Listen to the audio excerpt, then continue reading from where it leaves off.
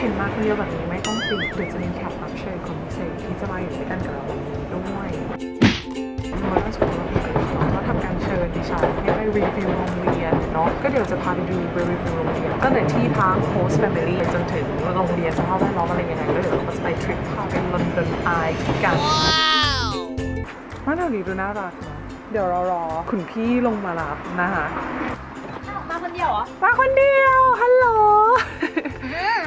กินอยู่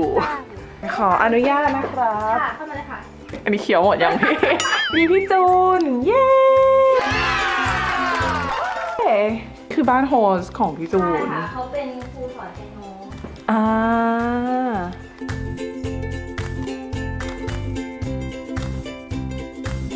มาเลยค่ะกำลังนั่งกินพิซซ่าเลยอ่ะไปค่ะตามพี่จูนไปน่ารักในบ้านแล้วนะจริงๆถือว่าแบบใหญ่นะคือหมายความว่าถ้าเทียบกับบ้านที่ลอนดอนแล้วนี่คือห้องนอนที่ใหญ่บ้านนี้โฮสเขาใจดีอ่ะซื้อไมโครเวฟกับกระติกน้ำร้อนให้เราไว้ในห้องเลยเพราะเขารู้ว่าความไทยต้องมีความมาม่าบ้างอะไรบ้าง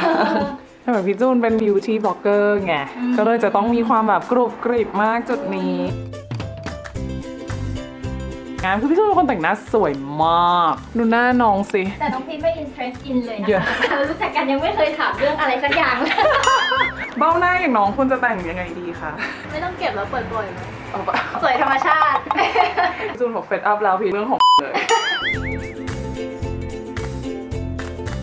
ก็จะมีให้เลือกว่าจะเอาแบบมีข้าวเช้าข้าวเย็นหรือว่าแบบ self catering ไม่ต้องมีข้าวให้ถ้าเกิดว่าเราอยากจะใช้ครัวอยากทำอาหารอะไรอย่างเงี้ยได้ด้วยก็เลือกแบบ self catering ไปเลยสะดวกสุดถ้าเลือกแบบทำอาหารให้เนี่ยบางทีเราใช้ครัวไม่ได้ตู้เย็นเขาจะแบ่งให้เป็นชั้นว่าของใครของพี่อยู่ตรงกลางข้างบนไม่มีใครใช้พี่ก็เลยใช้2 อันด้วยความเยอะอินกรีเดียนค่ะสาวอิตาลีนางใช้แค่นี้นางพอดีเขาชั้น3น้องเปิดร้านอาหารถูกไหมครัวใหม่ด้วยแหละอย่างบ้านพี่เขาไม่ได้จำกัดนะว่าใช้ได้อาทิตย์ละกี่ครั้งแล้วแต่กฎของบางบ้านอันนี้เราต้องไปคุยกับโฮสต์เขาเองไม่ใช่ว่าแบบว่าเห็นบ้านพี่จูนแบบนี้แล้วคือทุกหลังจะต้องเป็นแบบนี้มันไม่เหมือนอยู่หออะไรเงี้ยหอมันก็คือชอบห้องนี้จองจบอะไรเงี้ยแต่คืออยู่กับโฮสต์มันคืออยู่กับคนไงมีหลากหลายต้องทำใจเอาไว้หน่อยเผื่อใจเอาไว้เนาะแบบว่าดวงดีก็จะได้โฮสต์ดีที่เคมีเข้ากันไปเลยแต่เดี๋ยวให้พี่จูนพาไปโรงเรียนกันโอเคค่ะรถเมล์ที่นี่ไม่เหมือนที่ไทย คือซีเฟนไปไทยอ่ะเราเจอรถเมล์วิ่งผ่านเราก็ถามว่าแบบนี่คืออะไรเขาบอกว่าอ๋อนี่คือรถเมล์แล้วเขาก็แบบ no this is not a bus แบบรถเมล์จริงๆก็บอกอ๋อแล้วเขาถามว่าแล้วประตูหายไปไหนแกกระโดดขึ้นเลยมีความหน้าตาเหมือนแบบกึ่งบ้านกึ่งโบสถ์ปลาเดี๋ยวเราเข้าไปดู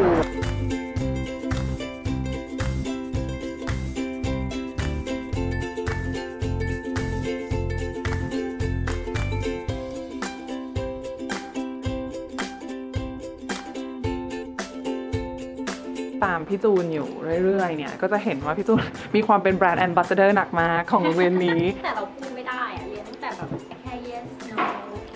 ตอนแรกทุกคนก็แบบอุ้ยเหนียมอายจะไม่มีเพื่อนกลัวไม่มีเพื่อนไม่มีอะไรมาคนเดียวอะไรเงี้ยสุดท้ายก็แบบเยอะเหมือนกันตอนนี้เดินไปทางไหนทุกคนรู้จักกันทั้งโรงเรียนละค่ะ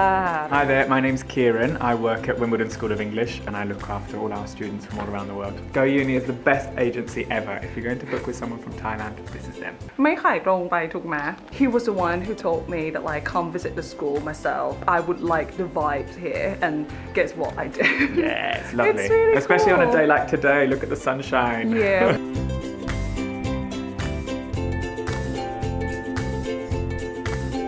น่ารักอ่ะ Do you understand Thai at all? Nothing. I can say "Aloi mak mak, aloi mak mak." This is delicious, right? It is. Yeah. That is a very useful word to know. มานั่งตรงนี้ถามว่าเกี่ยวอะไรกับโรงเรียนเขาไหมไม่เป็นความแรกมันรับน้ำหนักหนูไหวไหมเนี่ยบ้านก็ได้หมดเขาก็นั่งกันเต็มชิลตรงนี้มีห้องเรียนอ่ะคือเป็นห้องเรียนแบบ Garden View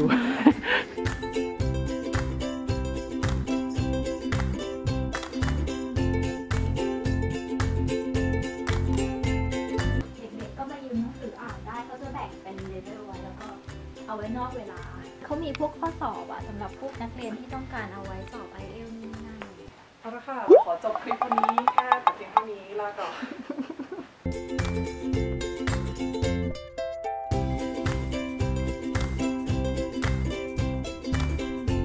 กอาทิตย์เขาจะมีโปรแกรมแบบ อ๋อนี่ไงตีแบดน้องๆชอบแบบนัดกันไปตีแบดมาก เราได้ฝึกภาษาในอีกรูปแบบใช่ก็จะอย่างเงี้ยคือทำอาหารมากินเองหรือไม่ก็บางคนก็จะเดินไปนิดเดียวจะถึงจะเป็นซูเปอร์มาร์เก็ตอะค่ะแล้วก็ซื้อของมาอุ่นได้ เคยโรงเรียนก็ใหญ่เอาเรื่องอยู่ นี่หรือคือไมโครเวฟ จริงปะเนี่ย ใช่ก็คืออุ่นทาน หน้าตาเหมือนของเล่นน่ะ นี่คือโลโก้โรงเรียนไงแต่นี้คือพยายามจะเลือกสีที่เข้ากันถูกไหมดูสีผ้าใหญ่กว่าที่คิด มีความเดินบันไดอีกแล้วถ้าตกลงไปก็พี่จูนอยู่ข้างหลัง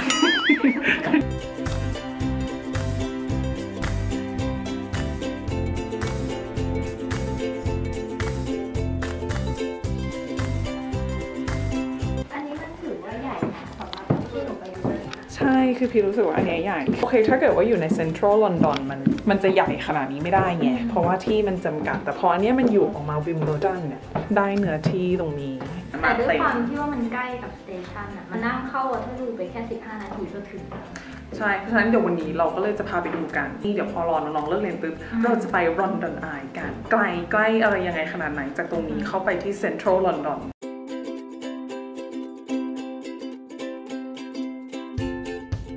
คืออยู่กับน้องฟอนค่ะน้องเรียนโกยูนีเนาะแล้วก็น้องแพรวฮัลโหลโอเคค่ะต่อจากนี้น้องแพรวจะเป็นคนถือกล้องให้ได้ค่ะน้องแพรค่ะน้องแพรนี่ก็เตรียมจะเข้ามหาลัยนะคะบางต้นเดือนก็จะออกไปเดินกินข้าวกันตรงไฮสตรีทพอสิ้นเดือนก็จะเป็นสิ่งนี้มาม่าสิ้นเดือนแล้วจนไม่มีตังค์ยังไงบ้างโรงเรียนนี้ชอบที่อยู่ชอบวิโบดันมันไม่แบบคนที่วิโบดันทานมาก เห็นไหมเห็นโฟกัสไหมนี่แหละครูเป็นยังไงบ้างครูน่ารักมากแบบใส่ใจมากเวลาแบบเราต้องการที่จะโฟกัสอะไรแบบเป็นพิเศษเดินไปหาเขาได้เลยยูทำอย่างนี้นะอย่างนี้นะมีปัญหาอะไรก็เหมือนบางทีเขาเห็นเราเนี่ยถามเพื่อนอยู่ใช่ไหมเขาก็จะมาเข้ามาช่วยมีคำถามอะไรถามเขาได้นะแล้วเมื่อเช้าไปนั่งอยู่กับน้องแพรวเห็นบอกว่าคุยกับเพื่อนอะไรอย่างนี้ในคลาสใช่ที่นี่เขาจะเน้นให้มาเป็นพาร์ทเนอร์กันแล้วก็คุยแลกเปลี่ยนแล้วก็สลับที่นั่งไว้เรื่อยที่นั่งจะไม่เดิมฟังได้หลายๆเรียนสังคมดีมากถึงไม่ได้อยู่ห้องเดียวกันแต่ว่าเหมือนว่าแค่เป็นเพื่อนของเพื่อนใช่ไหมก็ถามกันเดินไปไหนก็ให้ไว้ก่อน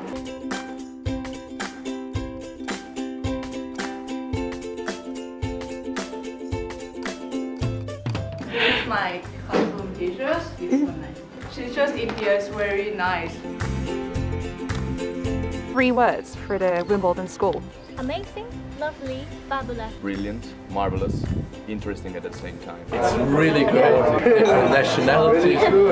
really friendly. Yeah. Awesome. Passionate, active, very lively. Beautiful, exciting and challenging as well. Friendly, welcoming, international. งานอวยมากๆเลยทีเดียว ไม่แต่คือนักเรียนทุกคนที่นี่เขาจะรักโรงเรียนนั่นเป็นสัญญาณที่ดีเวลาที่นักเรียนเขาแบบว่า give good words for the school you know it's good It's the best school in London. What can I say? It speaks for itself, right? คือวันนี้คนของเธอไม่มาไง มาคนเดียวก็อย่างเงี้ยแหละ ร้ายอ่ะ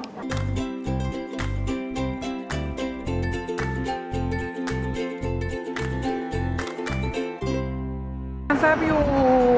บรรยากาศมีความกระตุ้นในการเรียนก่อนจะออกไปแล้วนี่ก็ช่างสังเกตมาเรียนถูกไหมเรียนคำว่าเรียนดีขึ้นไหมภาษาดีขึ้นค่ะฟังดีขึ้นฟังดีขึ้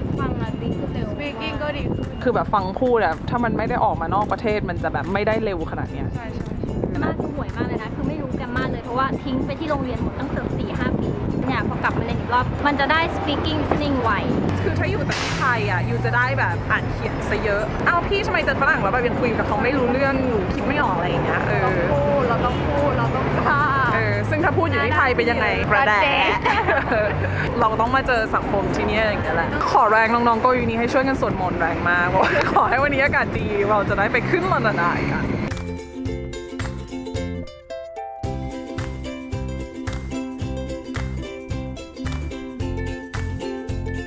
แต่มันเร็วมากเลยนะเดินทางง่ายมากคือ Modern School มันเหมือนอยู่ลอนดอนที่ไม่เหมือนลอนดอนแต่พออยากจะได้ความลอนดอนก็เร็วมากวันละ2 โลกพอบางวัน2 โลกก็อ้อมไป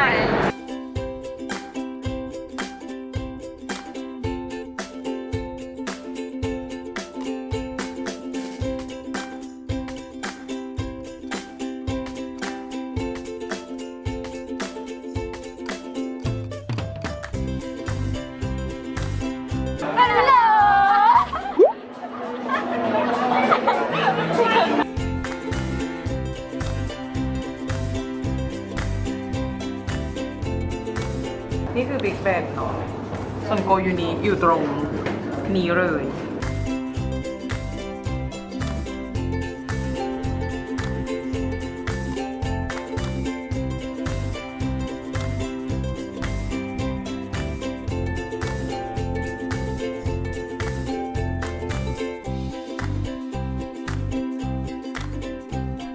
แล้วเดี๋ยวรอบหน้าเราจะพาไปโรงเรียนไหนอีกเดี๋ยวมาดูกัน โอเค ไปละวันนี้ ฮัลโหล